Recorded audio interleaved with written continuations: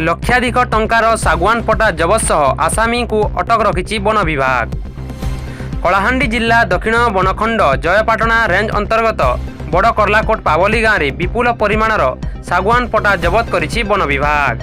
सूचना मुताबक विश्वस्त सूत्ररू खबर पाई बनखंड अधिकारी टी अशोक कुमार आईएफएस निर्देश क्रमी भवानीपाटना डिविजन मोबाइल स्क्वाड्र बनपाल पद्मलोचन सबर, फॉरेस्ट गार्ड जगन्नाथ नायक जयपाटना रेंज ऑफिसर केशव सबर, टीम डेपुटी रेंजर नवीन कुमार पंडा मिलित चढ़ाऊ करी सेतिरु विपुल परिमाण में सागवान पटा और काठ जबत करिछि वन विभाग। यार आनुमानिक मूल्य हाराहारी लक्षाधिक टंका थिबा जଣା पड़िथिबा बेले काठ चोरा चालान अभियोग रे पावली गाँवर घासीराम दुर्गा को अटक रखिथिबा सह तदंत पर मुख्य काठ माफिया को गिरफ्त करा जिवो बोली सूचना दैछन्ति विभागीय अधिकारी।